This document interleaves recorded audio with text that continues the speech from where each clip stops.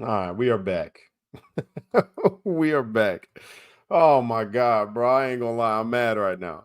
The man sent me a clip and a video to watch, and I watched, and it wasn't even the speech. So we doing this again.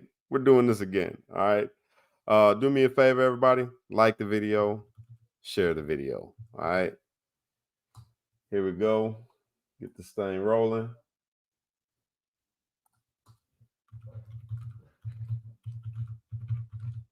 All right, here we go. I'm gonna wait a couple seconds for everybody to pop back in here. Man, we had a nice one going too, y'all. We had a real nice live going. We had a lot of people watching. Damn. I should have just kept it rolling. That's what I should have did. But we're gonna get back into it. So I'm gonna pull up Trump, get this thing rolling. I want to know, did Trump vow to be a dictator? And if you were on my last live right now, then you seen we played the little clip. We played the clip of what people were sending me saying, look at your boy. He said he's going to be a dictator. So I'm like, all right, well, we're going to watch the whole video. So I go to watch the whole video. It was the wrong video. But now we got the right video.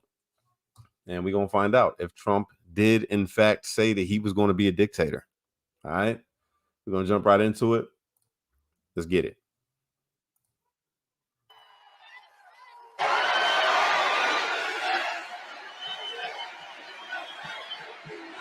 Thank you very much, everybody. Thank you very much. This is a nice crowd. We're going to be talking a little bit about a wonderful thing called religion tonight. Is that okay? A little bit more than normal, and that's good. That's really good. And I just want to say hello to everybody and to Turning Point for the fantastic job that Turning Point does. Thank you very much, Turning Point. This is a great group. This is from corner to corner. This room is packed, and there are a lot of people outside, but we have to forget about them, right? We just have to. It's the way life goes. But I'm thrilled to be back with so many proud, hardworking American patriots who believe in faith and family, God and country. Thank you very much.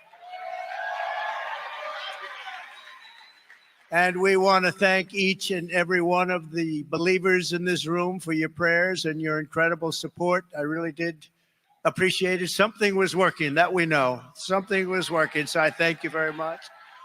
And I stand before you tonight thanks to the power of prayer and the grace of Almighty God.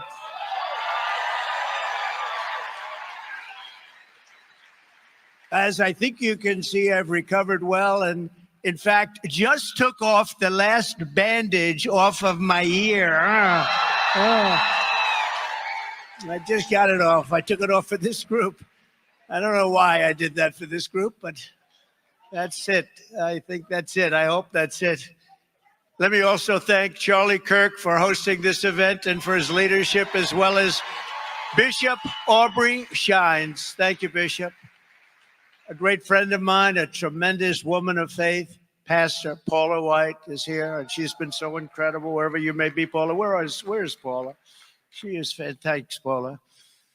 Pastor Jensen Franklin, one of the biggest, one of the most powerful, one of the greats. Thank you, Pastor. He's been with us from day one. Pastor Lorenzo Sewell, whose church I visited in Detroit, and this guy can speak. Where is he? He can speak. He spoke at the convention. And I'll tell you, nobody wanted to follow him. Where is he? Where is that pastor? Oh, hello, pastor. Nobody wanted to follow him, I can tell you that. There was the people said, I'll pass. You were fantastic. Thank you very much, Pastor. It was an honor to be in Detroit. And we were in serious Detroit, right? That was the real Detroit. Thank you very much. So respected, such a wonderful man. And speaking of respect, Secretary Ben Carson. What a great guy. Nobody like him. Former ESPN anchor, Sage Steele. Thank you, Sage. Sage has been terrific. She's been terrific, amazing person.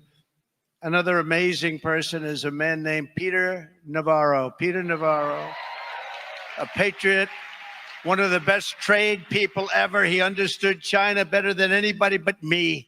I understood him better. No. We both understood. Where is Peter? What a great guy. Peter, Where are you, Peter? There he is. Peter, thank you very much. What a great guy. He got it. He got it. He was something special, and he's going to come back with us, I think. Peter, you coming back with us wherever? Yeah, there you are. Thank you, Peter. He's coming back. He really did. He understood trade. He understood it better than just about anybody. He understood how we were being ripped off for years and years and years, and nobody did anything about it. But we did. And today we're delighted to announce the launch of our new coalition, Believers for Trump. Believers, you're believers for Trump. As you know, 5 days ago, we officially defeated the worst president in the history of the United States, crooked Joe Biden. You know, I thought a lot about it. We defeated him. He was badly beaten. And, you know, everybody who was going to him said, you can't beat him. You're not going to beat this guy. You can't beat him. Get out. Get out. We want you out. There was nothing nice about what they were doing. And they were saying, we want you out of the race. You're going to lose. We want to put somebody else in. How about that? It's like a prize fighter. He's losing badly, ready to be knocked out. And they say, well, wait, let's stop the fight. Let's put somebody else in. It doesn't work that way, and it's not supposed to work that way. And this really was a coup by the Democrats. This was a coup, nothing else. He got 14 million votes. I hate to stick up for Biden, but, you know, he didn't want to do what he did. He said, I'll never go out. I'll never, ever go out. 2 days later, I'm proud to go out. Because the fascists went after him. They threatened him with the 25th Amendment. They said, we can do it the nice way or we can do it the hard way, Joe. That's what happened. I know as many people on that side as I know on our side, so to speak. But that's what happened. They said, we can do it the hard way. We can do it the easy way. 25th Amendment if you don't go. And he said, oh, I'll go. And now they're trying to make him into a brave hero. He's so brave.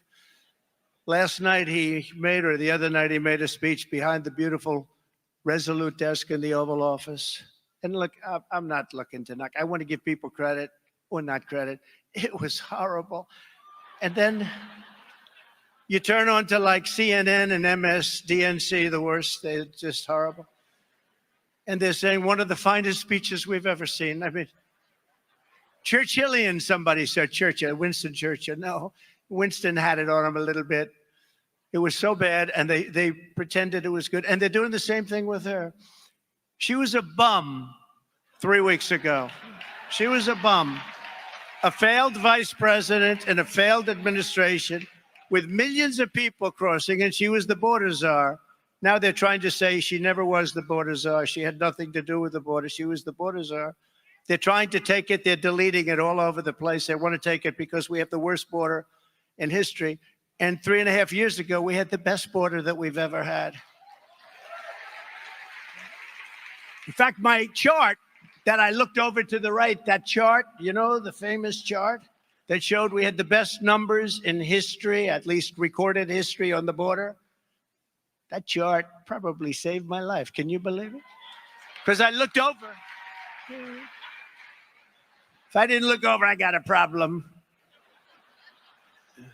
Wasn't too good anyway. Did you see the FBI today apologize? I said, well, it might have been a bullet, but it might have been glass. Oh, really? Where did the glass come from? Or it might have been shrapnel. Where did the shrapnel come from? No, they then said it was a bullet. They just try and do it. It just never ends with these people. They raid Mar-a-Lago. They do things so bad, so bad. Our country is so sick. But they apologize. We accept their apology. So now we have a new candidate to defeat the most incompetent, unpopular, and far-left vice president in American history. That's what she is, the most incompetent, but certainly the most far-left. Together, 4 months from now, we're going to defeat Kamala Harris, who a short time ago strongly fought to defund the police and the radical left Democrat Party. We're going to take back that very beautiful White House, and we're going to make America great again, guaranteed, and it's going to go fast. With your vote, I will defend religious liberty in all of its forms. I will protect Christians in our schools, in our military, in our government. in our workplaces, in our hospitals, and in our public square. And I will also protect other religions. We want that, right? Other religions. And we will bring our country back together, one nation under God.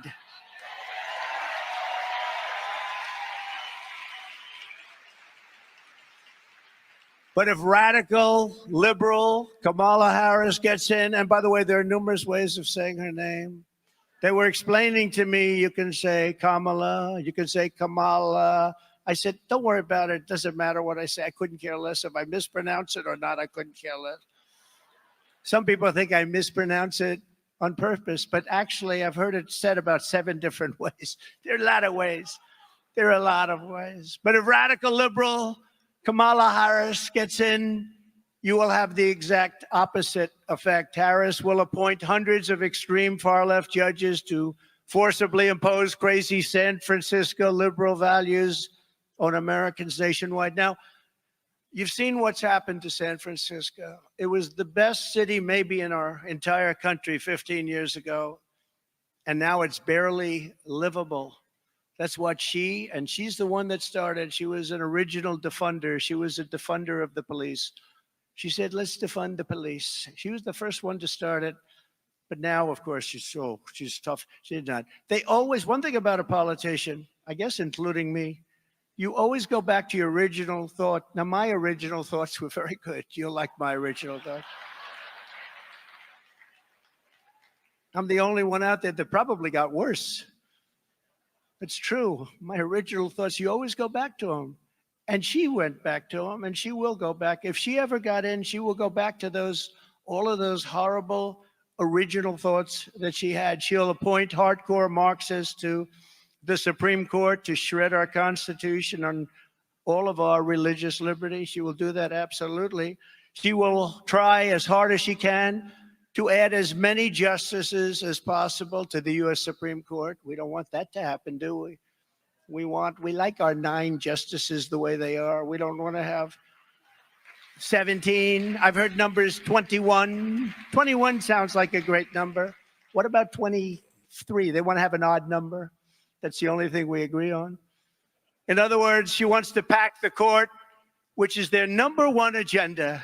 And we can't let that happen. We're not going to let that happen. We're not going to have anybody added. We're going to do it the way we've done it for many, many years. That's really a stopper. It's a stopper.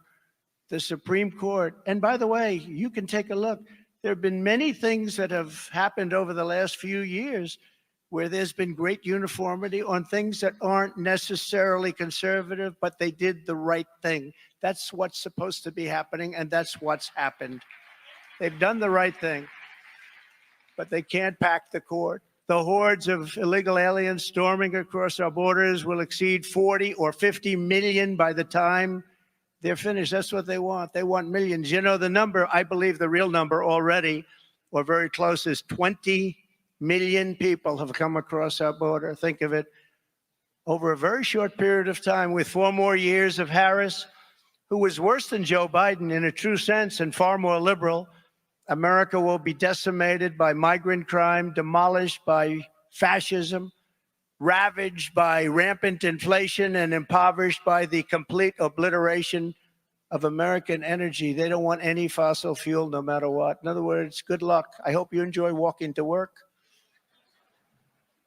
You know what makes electricity, right? Fossil fuel. They don't understand that. You know, it comes from someplace, right? It comes from fossil fuel. I'm here tonight because we must never let that happen. Our task is to defeat socialism, to defeat Marxism, communism, to defeat the cartels and the criminals and the human traffickers trafficking women. And that means defeating Kamala Harris in a landslide. We want a landslide this November. We want something too big to rig, too big to rig.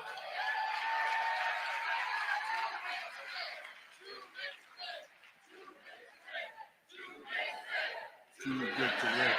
Too big to rig. Too big to rig. We cannot let this I have to say once great country, but will soon be a great country again. But right now, we don't feel like this is a great country. We're a laughing stock all over the world, but we can't let our country fail. As everyone here understands, the radical left ideology Kamala supports is really militantly hostile toward Americans of faith. And you saw that during the pandemic where people couldn't get together. Even when they wanted to get together with big spaces outside, they were ravaged. As a senator, she viciously attacked highly qualified judicial nominees simply because they were members of the Knights of Columbus, suggesting that their Catholic faith disqualified them from serving on the federal bench. And I'll tell you something, I don't know, we have a lot of Catholics in here, probably not too many. How many Catholics do we have? Whoa, it's a lot. I don't know how a Catholic can vote for the Democrats because they're after the Catholics. Almost as much as they're after me. I would say I top you, I'm proud to admit. But they're really after the Catholics. And, you know, I met today with Bibi Netanyahu, and I will tell you, I asked him a question, and he said he's getting asked that question a lot. I said, how can a Jewish person or a person that loves Israel vote? Think of this, vote for these parties. I mean, how can they vote Democrat? How can they vote for these horrible people that want to destroy? But I asked them, how do they vote for Democrats? Everything is negative. Everything, they want to stay in the way. They don't want to have victory. They want to stop you from having victory. They want to put you in jail. They want to persecute you. How does a Jewish person vote for a Democrat? And traditionally, they have. No, traditionally, they have. And we came to the conclusion it's mostly habit because they have for 50 years. I mean, they have. That's what they've done.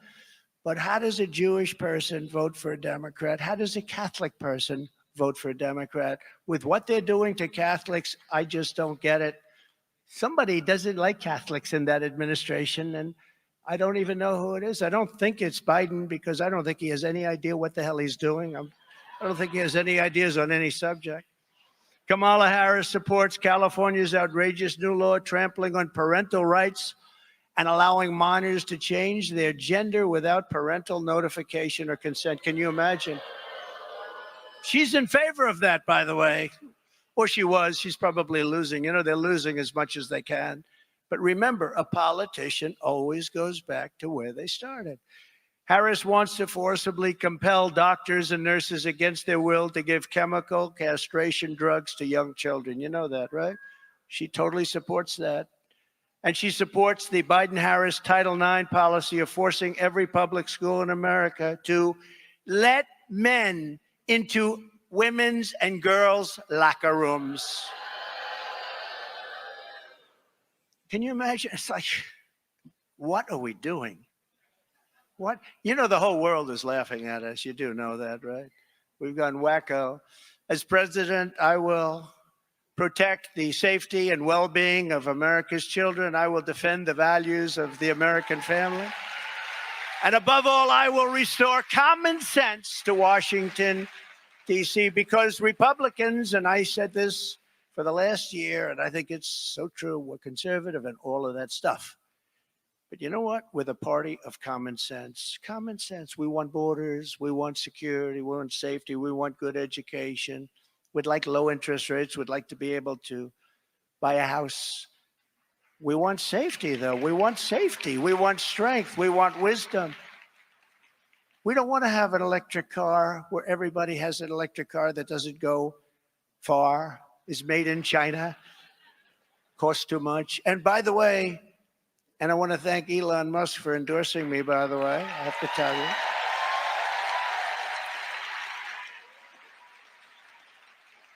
And I said, you know, Elon, remember, I love electric cars. I think your car is great. I love it. But it's not for everybody. And, you know, he never said to me, look, I'm going to endorse you, but, you know, you have to show.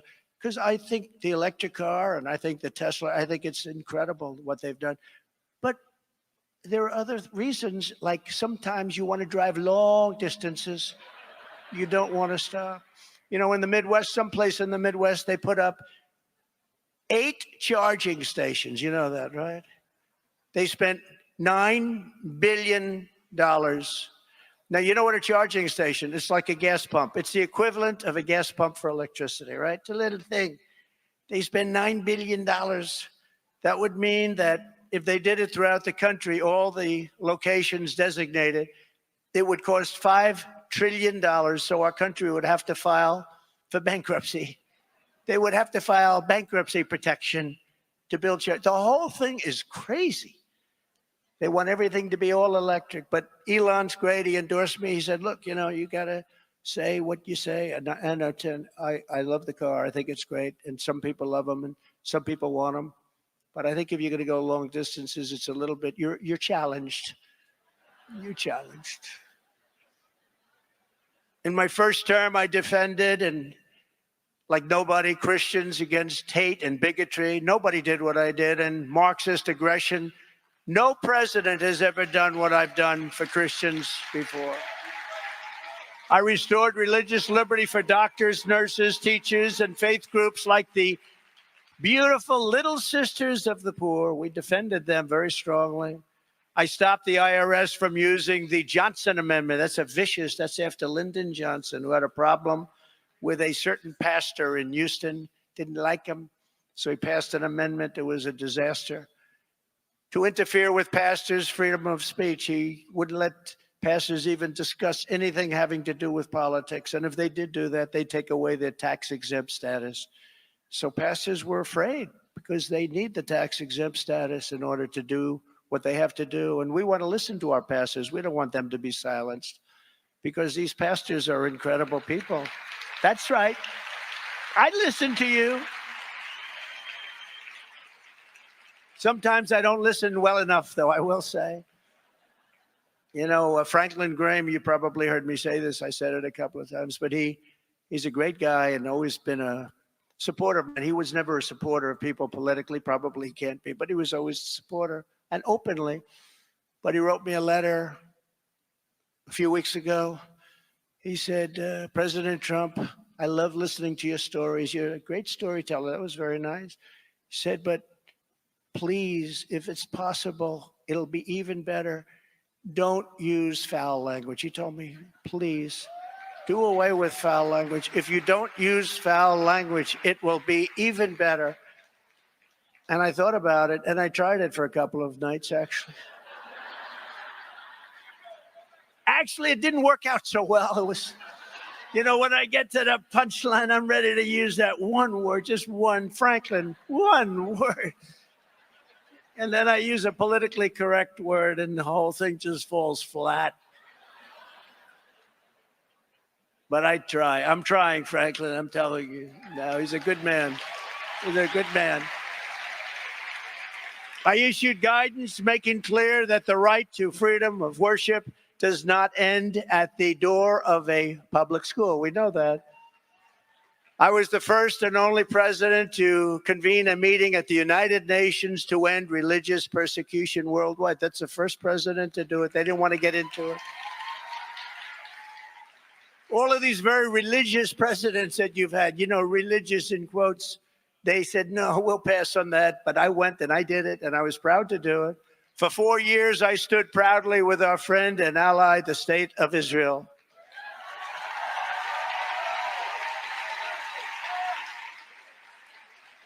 And for them and us, I withdrew from the Iran nuclear deal. We left Iran weak, broke, and unable to fund terror. And we would have had a deal if the election weren't rigged and stolen. We would have had a deal within the first week after the election. Instead, Iran is now a very wealthy country. They were a poor country. I said, nobody can buy from them. If you buy from them, you can't do business with the U.S. And China didn't buy, and nobody bought, and they didn't have the money to give to Hamas and Hezbollah. They had no money. They were broke. A Democrat congressman was on a show called Deface the Nation. Do you know? Ladies and gentlemen, it's Deface the Nation. You know, they spend millions of dollars with people to try and build up their name, and then Trump comes up, makes a speech. Look at all the television. Trump comes up, makes a speech, and you go to Face the Nation. So much for that PR campaign. But it's true. It is a defacing of the nation in many cases. The others are no different. ABC, NBC, CBS, they're all bad. But you know, we have to bring back an honest press. If we don't bring back honesty in our press, this whole thing is not going to work. But I kept my promise, recognized Israel's eternal capital, and opened the American embassy in Jerusalem. It was a big deal. And got it built for $2 billion under budget. Took an old building and reconverted it for peanuts using Jerusalem stone. A friend of mine said, oh, I love Jerusalem stone. He's in New York, big rich guy. Every time I walk into his office, do you know what this is? I know it's Jerusalem stone. You tell me every time, oh, comes from Jerusalem. So now I'm building. I not only wanted to get it going, but I want to build it because I know I can get it built fast. And they had a building already. They were going to spend hundreds of millions of dollars to buy a site in Jerusalem. I said, wait a minute, don't we have something? We checked. Yeah, we always do, because we were there a long time ago. We were there sort of first, always by the post office like I did in Washington. If you get a post office, it's always the first building that they put in years ago. It's always the best location. So I said, do we have anything? Yeah. And I said, hey, listen to the people. We're going to spend $2 billion on building an embassy. I said, how much do you think we can do it for? We think we can do it for $350,000. So this, really, we're going to take an old building and reconvert it. I said, 300. It's the only time I ever said this. I said, you know, honestly, it's too low. It sounds too cheap. I've never done that before. Usually I say, okay, let's make it 300, right? Let's make it 250. But I said, I think it's too cheap. It sounds terrible. Do it for under 500,000. Yes, sir. I said, any chance we can use Jerusalem stone? A friend of mine says it's very expensive. He goes, absolutely, sir. It's all over the place. We're in Jerusalem. So we built the whole thing out of Jerusalem stone. Can you believe it? And got it done for nothing. And it's beautiful. It's a beautiful embassy. And that was the capital of Israel. Every president for decades and decades promised that they were going to do that. Capital of Israel, Jerusalem. But I even got the building built. And we got it built. We had a beautiful opening. I went. It was a beautiful opening. And I had a young lady named Ivanka there. We had our great first lady there. We had a lot of my children, a lot of my friends. It was a beautiful opening. Remember, it was always going to be a disaster if you do that. And every president was going to do it. They got to the office. They go into the White House. All of a sudden, they get hit by every side. They never did it. They never could get it off. I understand it. There was tremendous pressure not to do it. But I got it done. I got the building built, and it was a great thing. We opened it, and there were no problems, you know. People said there were going to be big problems. There would be bloodshed all over the Middle East. It never happened. It never happened. And we had it recognized, Jerusalem, as the capital of Israel. It was a great thing. It was a great day, actually. I also recognized Israeli sovereignty over the Golan Heights. I never even said I was going to do it. I mean, the fact is, I've done more for Israel by far than any other president, not even close. And with the historic Abraham Accords, as you know, we created peace in the Middle East. Unfortunately, they didn't add any countries to it, but we will. By contrast, Kamala Harris stabbed Israel in the back in its great hour of need. 2 days ago, she refused to attend the speech in Congress of the Prime Minister of Israel. She said, oh, I can't make it. There was just a small group of people, but they couldn't make it because that's her original thought. That's where she comes from. She doesn't like Jewish people. She doesn't like Israel. That's the way it is. And that's the way it's always going to be. She's not going to change. Together with Joe Biden, she gave billions and billions of dollars to Iran and Hamas to fund their campaigns of terror. She gave them billions of dollars. They were broke. Remember, when I left, they were broke. There were stories that Hamas is out of business, Hezbollah is out of business. They were broke. October 7th would have never happened if I were president. The attack on Ukraine by Russia would have never happened. I spoke to President Putin often about it. It was the apple of his eye. He would have never done it. Wouldn't have done it. I said, you'll never do it. He would have never done it. It was only after I left that armies started aligning the border with Ukraine, armies. And I said, oh, he's just negotiating. He'll never do it, but he did it. He did it because we had a weak president. He did it also because our move out of Afghanistan was so incompetently done. And I think when he saw the way we did that, he said, wow, this is a paper tiger that we're dealing with. But they weren't a paper tiger with me. We defeated ISIS in 4 weeks instead of 5 years. It was supposed to take 5 years, 4 weeks. Within days of the heinous October 7th attack on Israel, Kamala Harris praised the anti-Israel protesters. You saw that, right? She praised them. She betrayed America's ally and sided with the radical fringe of her party, only for political gain, maybe for personal gain, I don't know. And this week, many of those Kamala Harris supporters burned American flags in the heart of our nation's capital and desecrated our monuments. Did you see? They sprayed very powerful spray paint into limestone, magnificent, the lions, the bells, you saw it. And you know, when that gets into limestone, you never really get it out. You'll see it in 100 years from now. They desecrated. And by the way, January 6th, well, what's happening to these people that have done serious damage? Have they been arrested? Are they in jail now, like the January 6th hostages? And when are they letting them out? You know, we had a great Supreme Court ruling 4 weeks ago that really should let most of them out. When are they coming out? They're still there. When are they coming out? Unlike liberal Kamala, I will support Israel's right to win its war on terror. You have to support that. Got to win, got to finish it off. And instead of pandering to the jihad sympathizers and America-hating radicals, we will deport them. We will deport them very quickly. We have no choice. And they understand that. They understand that. I have many friends in the Middle East, many great friends in the Middle East. They understand it. In my next term, I will once again appoint rock-solid conservative judges who will protect religious liberty and not let Marxist lunatics rewrite our Constitution. In my first 4 years, we will totally transform the federal bench, appointing remember this, I appointed nearly 300 judges to defend the law and the Constitution as written. I defended this law, this Constitution. Then they say, oh, he is not for democracy. I took a bullet for democracy. He didn't. And I might have taken it because of their rhetoric. Who knows? I withstood vicious attacks to pick and confirm 3 great Supreme Court justices, Neil Gorsuch, Brett Kavanaugh, and Amy Coney Barrett. They're great people. They're courageous people. We've also achieved what the pro-life movement fought to get. For 50 years, they've wanted to get this. For 50 years, they've been working so hard, getting abortion out of the federal government. They wanted it out. That means everybody, Democrats, liberals, Republicans, conservatives, they wanted it out, and they wanted to bring it back to the states for 51 years, to be exact. And that's the way everybody, all legal scholars, virtually everybody, they wanted it out of the federal government, brought back to the states. And now it's up to the will of the people in each state.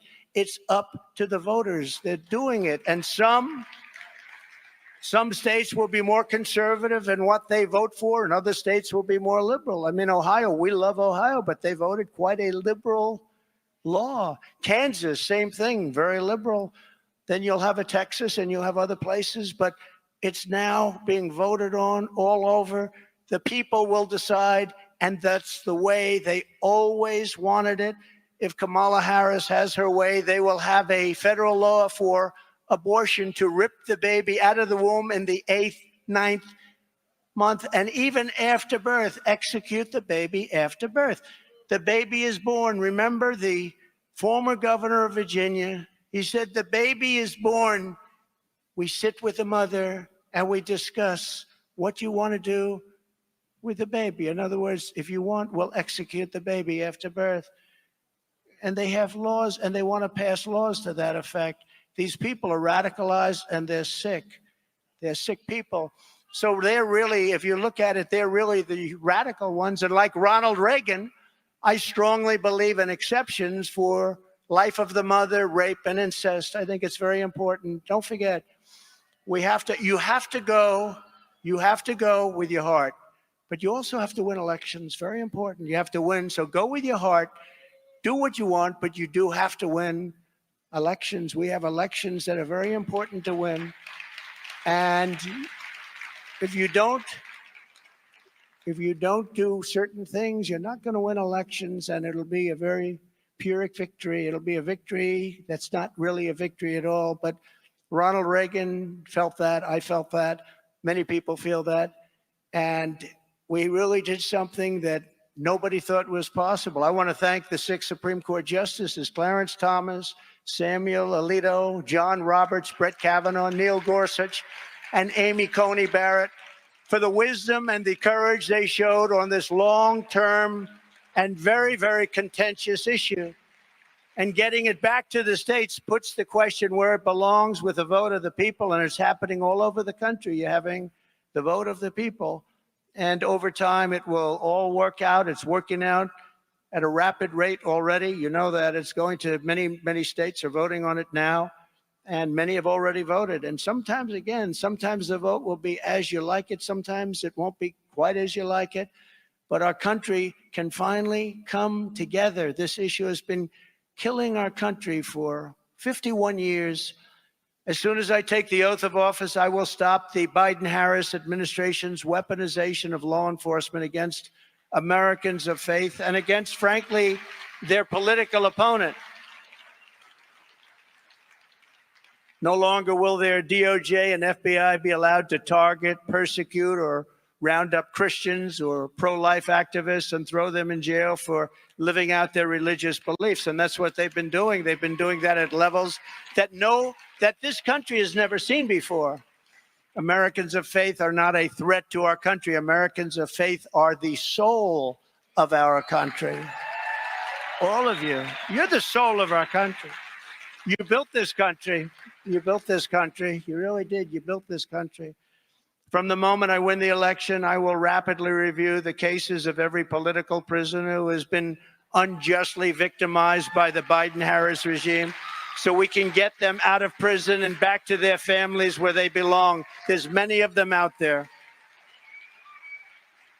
And that includes Paula Harlow, the 75-year-old woman in poor health who the Biden-Harris administration sent to prison for peacefully protesting outside of a clinic. You know that. You heard about that. This wonderful woman, and 75 years old.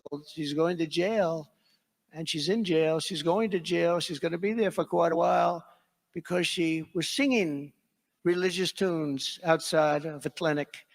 I will create a new federal task force on fighting anti-Christian bias.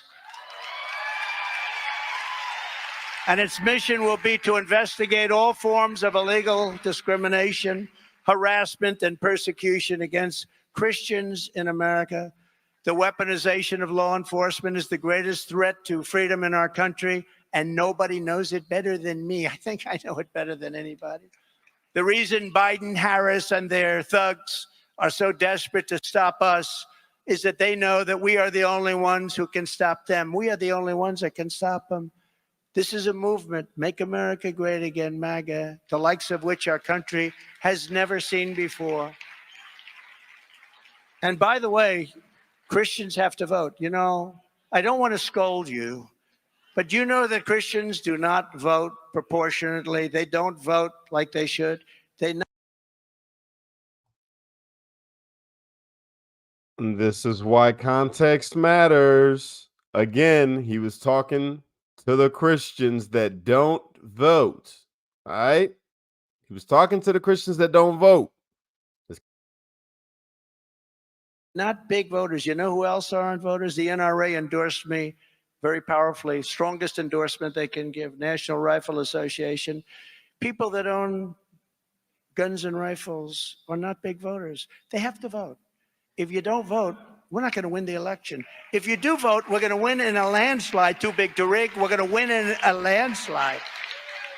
But Christians, you know, you'll go to church every Sunday, And Pastor Paula White and all of the people, I understand they're doing lockboxes in churches where people don't even have to go to vote. They can now vote in church.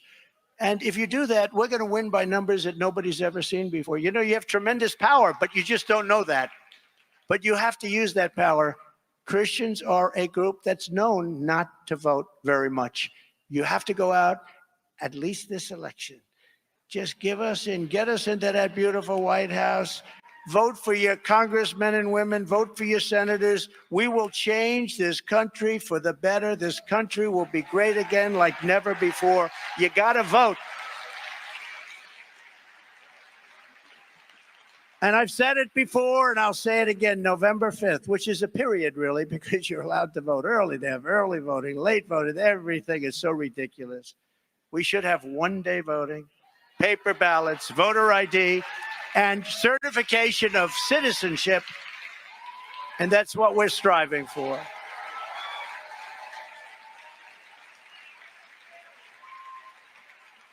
But voting actually starts on September 6th in North Carolina, a great state. We're doing very well there. I only say that when we're winning or going to win, you know that. I mean, it's just one of those little things, can't help it. No, it's a great state. North Carolina, September 6th. Then it's Pennsylvania toward the end of September, and it's various states in September, and then you have October, and, you know, it used to be on November 5th you vote, but November 5th, meaning November 5th period, meaning this election will be the most important election in the history of our country. We're going to save our country with this election. So all of their persecution is only happening because I am running for president and leading very big in all of the polls, including big leads against Kamala. We have very good leads, you know, despite the fact that she came in as a replacement, a mandatory replacement. Joe, you're doing badly, Joe. We want you out, but I don't want to go out. I don't want to go out. You're going out, Joe. Do you understand that, Joe? You're going out, Joe. I don't want to go out. I won't go out. All right. You don't go out. We're going to go after you with the 25th Amendment. You're incompetent. Everybody knows that, Joe. You know, I won my case in Florida on the documents, right? Joe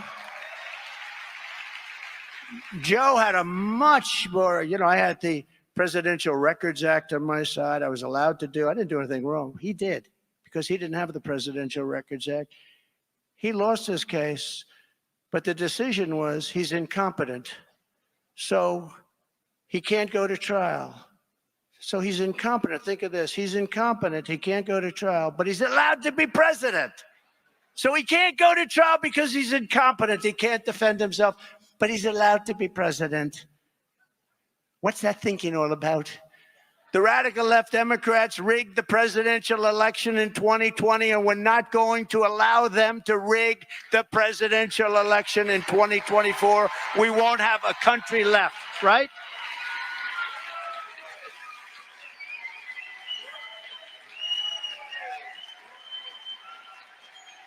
Thank you.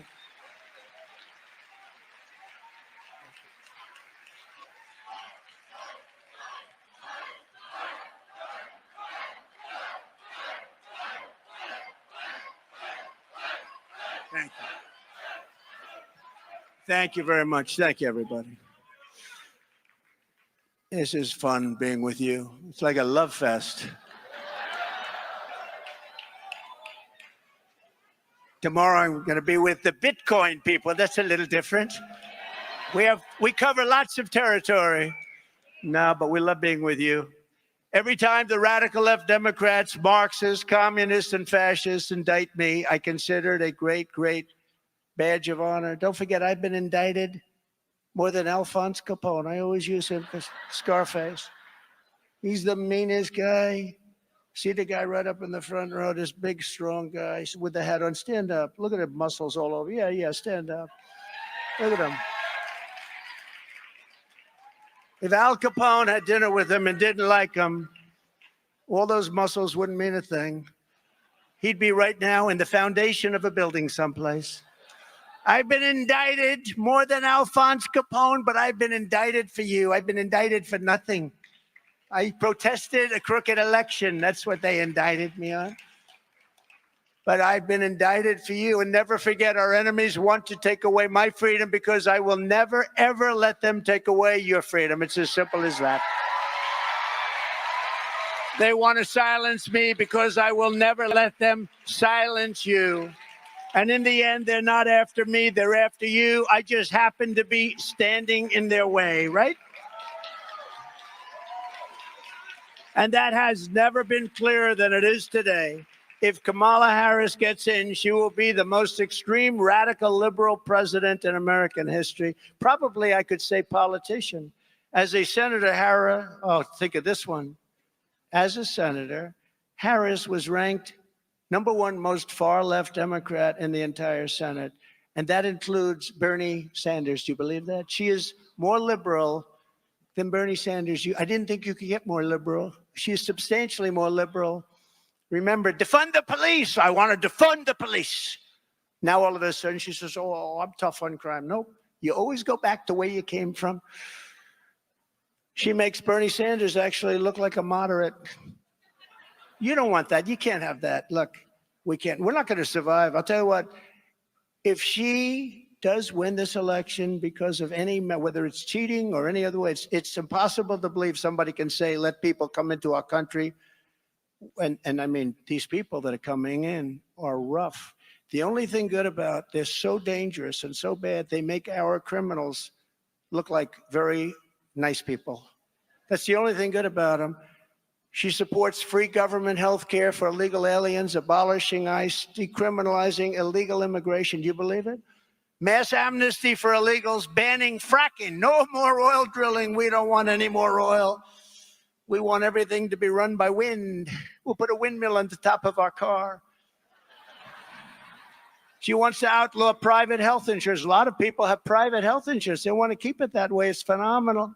She wants to defund the police, forcibly ripping guns out of the hands of law-abiding citizens. As vice president, she even cast the tie-breaking vote to cut Medicare by $237 billion, your Medicare. And remember, Social Security is going to be wiped out because she's going to put the illegals coming into our country into that system. It's going to wipe out that system. You're not going to have Social Security. You're not going to have Medicare.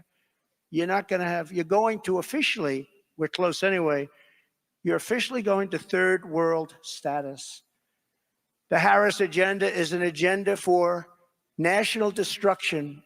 The Trump agenda is an agenda for national renewal and greatness. We're going to make America great again. On day one, I will seal the border and stop the invasion of our country. Since Kamala was appointed border czar, and that's what she is. She wants to take the name away. Oh, I don't want that name anymore. She loved it when she had it, but she never went there.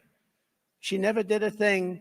I was with Tom Homan and some of the great people, Brandon Judd, the other day, and they were saying, first of all, they said, Trump is the greatest president in the history of the country. I should say that.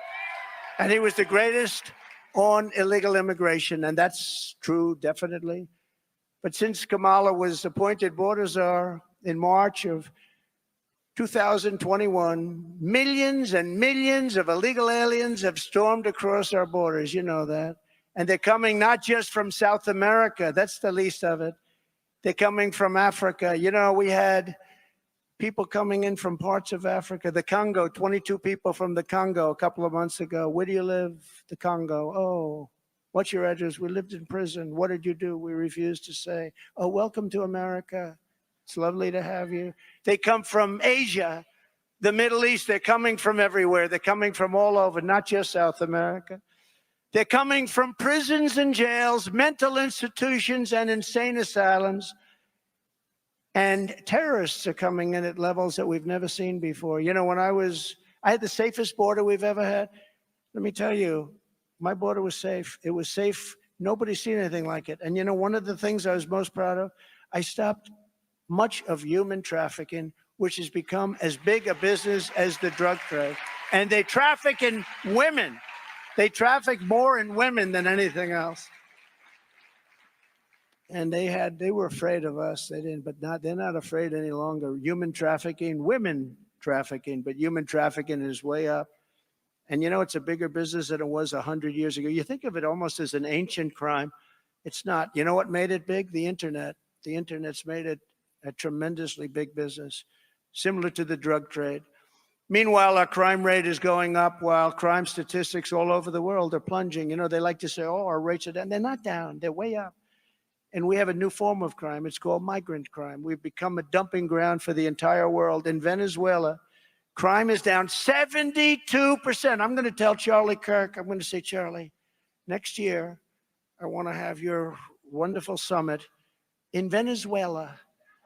And he'll say, why? I said, because there's no crime in Venezuela. They put all their criminals into the United States. So I want to go to Venezuela where it's safe. Can you believe it?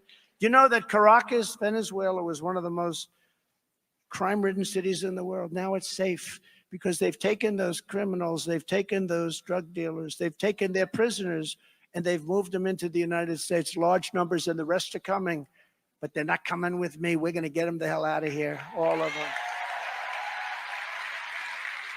They're sending all of their criminals to us, all of these countries, all over the world. They're sending them to us. So you see numbers which are plunging all over the world because they don't have. Wait till you see, and don't forget, these people have just, you know, there's something about, you got to get used to it. They just got put here. They're getting used to our country. They're getting used to, we have the greatest law enforcement in the world, but we don't allow them to do their job. We're going to allow them to do their job. Otherwise, you're not going to have a country left. You're not going to teach a criminal not to be a criminal. Border Czar Harris will let murderers, child predators, and bloodthirsty rapists and drug dealers charge across our borders by the tens of thousands a day. I will throw the killers, criminals, and illegal aliens and gang members the hell out of our country, or if they're really bad, we'll put them in our jails. With your vote, we will begin the largest deportation operation. We have no choice in American history. We have no choice. Starting on day one, we will end the Biden-Harris inflation nightmare and make America affordable again. So we've had the worst inflation, I think, in our country's history. They say, sir, it's only 58 years. I say, I believe it's the worst we've ever had. The numbers are much higher than they're showing. What they're showing is through the roof. But the numbers are even worse than that. To bring down the prices of all goods, we will stop their war on American energy, and we will drill, baby, drill, right? Drill, baby, drill. You'll be drilling right in front. You'll be a driller. I will terminate the Green New Scam, and I will end the Biden-Harris electric vehicle mandate. We want you to buy electric cars, Elon, but not everybody. We will pass massive tax cuts for workers, and that includes no tax on tips. Is that okay? Do we have any waitresses? Do we have any drivers, any caddies? Oh, there's one. Look at her. She's happy. No, it's something we can do. Let them keep their money. You came all the way from where? Las Vegas, right? No tax on tips. Remember, that's a big deal. That's a big deal. You know where I got this? Not from a big consultant that charges you $2 million to write up a report that doesn't mean anything. I got it from a waitress having dinner. I said, how are you at Trump in Las Vegas? Beautiful Trump Tower in Las Vegas. I said, hotel. I'm in the restaurant. I said, how's everything going? To a great waitress. She said, not good. They're just killing me on taxes. I said, taxes? What do you mean taxes? Don't they hand you cash? No, actually, most of it's done on the check. She said, they're after us all the time. And now they just passed regulations to Biden where they go after. They could go into your homes. They hired 88,000 new IRS people. You saw that? 88,000. By the way, they're allowed to carry guns. You know, nobody can have guns, but they're allowed to carry guns. Can you imagine this? But 88,000. And she was saying how unfair it is, how horrible it is. And it really, you know, it's like harassment. And I said, you know what? There shouldn't be tax on tips. There will be no tax on tips from now on. And we'll get that done very fast. I hope you remember that. You better get out and vote. Before I even arrive at the Oval Office, shortly after we win the presidency, I will have the horrible war between Russia and Ukraine settled. I will get it settled. And I will prevent World War III. Nobody else is going to say that. We are closer today to World War III than we've been since the Second World War. We will restore peace through strength. That's what we had. You know, remember when Hillary Clinton, crooked Hillary, remember Hillary? She used to say, look at him. He will get us into war. Look at his attitude. I said, no, my attitude is going to keep you out of war. That's what happened. We had no new wars. Other than I defeated ISIS, but that was a war that was already started. I defeated 100% of the ISIS caliphate. In my next term, we will build a great Iron Dome missile defense shield over our country, a dome like has never been seen before, and it will be entirely made in the USA. A lot of it will be in Florida. A lot of it will be right here in Florida. Oh, you like that idea? Look at her. Yeah.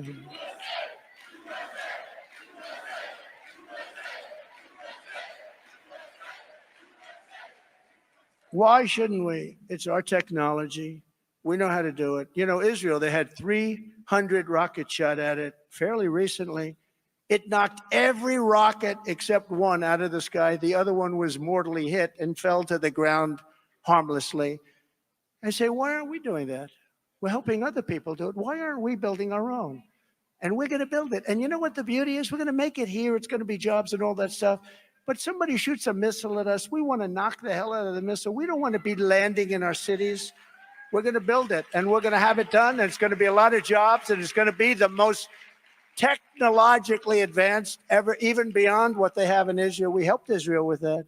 You know, Ronald Reagan wanted this many years ago, but then, in all fairness, then we didn't have the technology, not even close. But now we have an incredible technology. I will not cut one penny from Social Security or Medicare, and I didn't. Remember, I was the one that didn't. They are going to destroy it because they're signing up millions of people to go into Social Security and Medicare. They're going to destroy it. I will not cut one penny. I will not talk about 1 day or 1 year shorter. And I will not raise the retirement age of Social Security by 1 day, not by 1 year. We're not going to raise it at all. You can bank on it. You can bank on it. They're going to raise it. They're going to raise it way up. You'll say, you know, I'm getting ready to retire, but they just raised the Social Security age to 94. If you're watching on Instagram, go over to my YouTube. Kamala Harris will destroy Medicare and Social Security. She's destroying it. You watch, flooding it with millions and millions of illegal aliens who she will turn into American citizens so that she can get the votes for the Democrat Party. What they don't understand is with the Hispanic population, I think I'm doing better than they are right now. Won't that be a kick for them? We're doing great with Hispanics. We're doing incredibly with our black population is liking Trump much more than liking them. Wait do you see what those numbers are? Because they like security, they like jobs. You know, all these people that are coming in, they're affecting more than anybody else the black population. Second, they're affecting the Hispanic. They're taking their jobs. All of these millions of people that are flowing in are taking the jobs of black people, of Hispanic people, and of unions. The unions are not happy. They're taking union jobs. We're going to rebuild our cities into beacons of hope, safety, and beauty better than they have ever been before. We'll work with Democrat governors and mayors. Every single city that's in turmoil and danger. You look at Chicago and you look at all of the different cities all over the country. They're all Democrat run, every one of them, the top 25 for crime. What's going on with the crime? We will take over the horribly run capital of our nation in Washington, D.C., clean it up, renovate it, make it beautiful, rebuild our capital city so that it is no longer a nightmare of murder and crime, but rather it will become the most beautiful capital anywhere in the world. Right now, you go down, let's go to Washington and look at the Jefferson Memorial. They want to change the name of that, as you know. Or the Washington Memorial, they want to change that name too. How do you figure we're going to change the name of George? I figured he was the one that was safe. I also figured Abraham Lincoln was safe. Nobody's safe.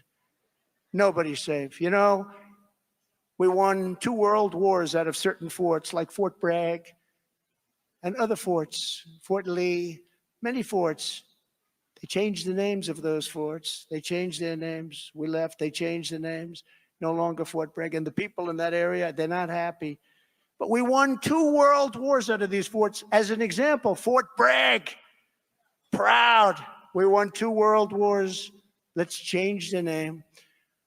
On day one, I will sign a new executive order to cut federal funding for any school pushing critical race theory, transgender insanity, and other inappropriate racial, sexual, or political content onto the lives of our children. Thank you. It's true. Save our kids is right. Save our kids is right. And you're right. Thank you. And I will not give one penny to any school that has a vaccine mandate or a mask mandate. Not a penny. And I will keep men out of women's sports, if that's okay. And as I did for 4 years, I will fully uphold our very important but under siege Second Amendment. It will be fully upheld.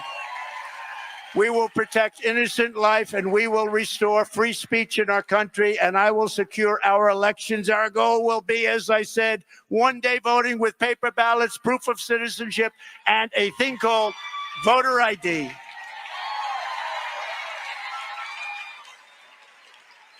You know, when you negotiate, and I do that with a Democrat, and I negotiate with them all the time on this, but I say, look, we got to fix our laws on voting. We have to start with voter ID. Everybody has to have, no way! The discussion never even goes any further. I say, we have to have voter ID. It's called voter identification. Nope, we're not going to do it. Now, there's only one reason they do that, because they want to cheat. There's only one reason. Anything else, you know, in their national convention, when they had their convention, they have a voter tag on them bigger than their chest, depending on which chest we're talking about. Bigger than their, like this. Has their name, their serial number, it's got the whole deal. Middle name, past addresses, it's got everything. Otherwise, you can't get into the Democrat National Convention. But with voting, one of your most important things you can do, maybe in many ways your most important, they don't want to approve voter ID. That's because they want to cheat. But until then, Republicans must win. We have to win this election, most important election ever. We want a landslide that's too big to rig. If you want to save America, get your friends, get your family, get everyone you know, and vote. Vote early, vote absentee, vote on election day. I don't care how, but you have to get out and vote. And again, Christians, get out and vote just this time. You won't have to do it anymore. 4 more years, you know what? It'll be fixed. It'll be fine. You won't have to vote anymore, my beautiful Christians. I love you, Christians. Okay, so right there, I just got to stop this because you heard what he just said. All of that in context. All right. First off, he said Christians historically don't go out and vote. Number one, because they think that is rigged. All right. So he's saying that we're going to fix it to where if you don't want to vote, you don't got to worry about it because they're not going to be able to cheat anymore. They're not going to be able to have, there's going to be voter ID. So it'll only be American citizens and each ballot will be correct. That's what he means. Not that he's going to take over and end elections. People got to stop, use your brain and watch everything in context, man. That's the whole key. Context is everything. Context is everything, man. Come on. I ain't even got to say no more. My Christian, I love you. Get out. You got to get out and vote. In 4 years, you don't have to vote again. We'll have it fixed so good you're not going to have to vote. In conclusion, America has always been a nation won, built, and sustained by Americans of faith. It was faith that led the pilgrims to cross an ocean and settle this majestic continent. It was belief in our Creator that led the patriots to defend their liberties in the war for independence. It was faith in America's God-given destiny that pushed the pioneers to journey west. And it was trust in God that led generations of American believers to end slavery, defeat fascism and communism, and make this into the greatest and most exceptional nation in the history of the world. But now we are a nation in decline. We are a failing nation. We are a nation that has lost its confidence, its willpower, and its strength. We are a nation that has lost its way, but we are not going to allow this horror to continue. Less than 4 years ago, we were a great nation and we will soon be a great nation again.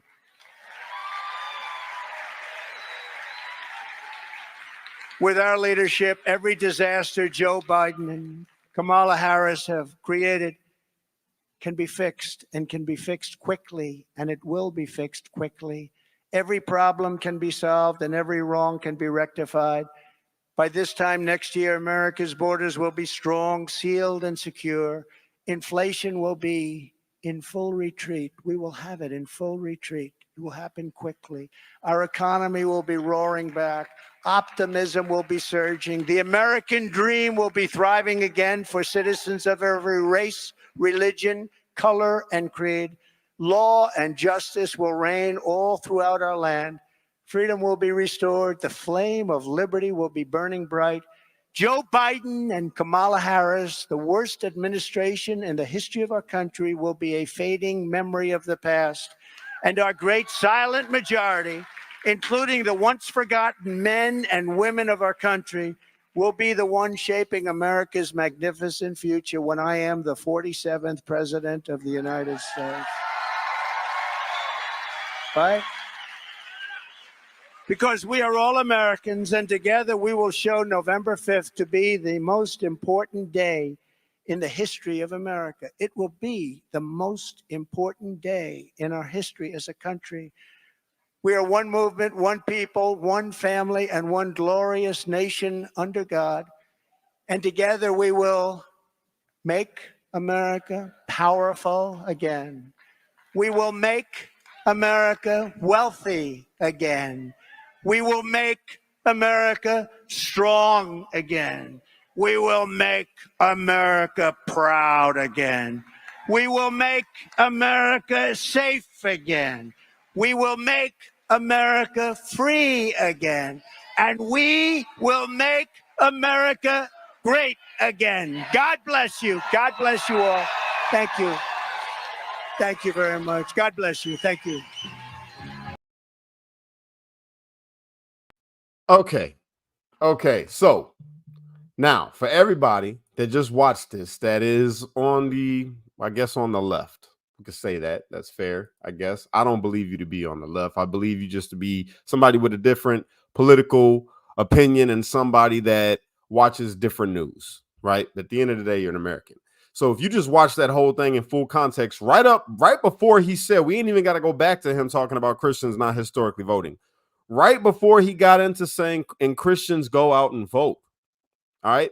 Right before that, he was talking about how the elections are rigged. He was just talking about it. And he's saying we're going to fix it. He's talking about voter ID and how they could go into the DNC, or they can't go into the DNC unless they have a valid ID. He was not saying, oh, Christians, don't worry about it. You're not going to have to vote anymore because I'm going to make it to where the elections are fixed. No, he's saying I'm going to fix the election process. I'm going to fix it to where you're not going to have to go. You can stay at home like how you normally do, and we still win elections because it's still only going to be American people that are voting. Real people, not dead people, not make-believe people. There's not going to be fraudulent ballots. It's going to be people that go and vote, and they're proven that they are real life people there casting their vote. Context is everything. Everything. Truth Seeker, you say, how does requiring voter ID mean Christians don't have to go out and vote again? I just explained it, my brother. I just explained it. Most Christians don't go out and vote anyway. Historically, they never really have. It's not been a big Christian turnout when it comes to voting. He's saying, I need you to go out and vote this time. This is a very important election, but after this, you won't have to because we're going to fix the election process to where a real person is going to have to show up and vote. That's what he means. He's not talking about I'm going to fix the elections and that's not what he's saying. Stop running with these clips, people clipping things and taking things out of context. They did this all through 2016, running up to his election. They did it all through 2020, running into his election. Now they're doing it again. They're doing it again. All right. Stop believing the little clips you see and do exactly what I just did. I just sat here with y'all for over 3 hours going over video to put a speech in context. And the only reason I'm doing it is because context matters. That's it. I want people to be educated about things, man. I don't want people to be misled. I'm not trying. If he would have said he was about to be a dictator, then I would have called it out and said, "Oh, this is what he means." I'm not. Trump is not too big for me to criticize. I promise you that. And I have. If you watch all my lives, there has been times where I would criticize Trump on some of the things that he said, or something that he did or didn't do. I'm fair with it. But on the other side, it doesn't seem to be that way. Can't criticize nobody that it blows my mind. Just because you're so far leaning on one side that you can't criticize somebody. We got to stop that, man. We got to stop that. Again, let's call it out for what it is. Context is everything. Everything. All right. I know a lot of people got Trump derangement syndrome and they don't like Trump just because his name is Trump, because they already been brainwashed by what everybody has been said on the media for years now. But this is false. The claim that was made to me, brother that posted the sent me the clip. Thank you for sending me the clip. I appreciate you, but you were wrong. No claim in there was made about a dictator. He didn't say anything about him not leaving office. None of that. None of the things that the left tries to put out there. All right. So if you guys could do me the favor of sharing this out, you can even clip it if you'd like to. Clip it to the most damning parts to their argument of him saying that he was going to be a dictator, because it's not real. That's it. That's all I got for you. I hope y'all have a great day. I think I'm going to the beach. I'm going to go get some fun in the sun. I've been sitting in this office in the darkness for about 3 hours now with you guys. I appreciate you. Please like the video if you haven't already and share this video out for me. Help me beat the algorithm. I love you guys. Go over to pilled.net, PILLED.net, and create your free account. There's exclusive content over there. I shared something last night that was really disturbing, as I did America's Conspiracy Compass. A lot of you tuned in with me on all these other platforms, but we cut the stream. So if you want to see the whole thing, which if you're squeamish and you don't like, gore, and it's just don't go watch it. But if you're not, if you're like, yo, I want to see what you had going on over there, go to pilled.net, PILLED.net, and look my name up. All right. And then follow me over there. Exclusive content. America's Conspiracy Compass is strictly for pilled.net. So yeah, you guys go on over there and check it out. I'll catch you on the next one. Peace.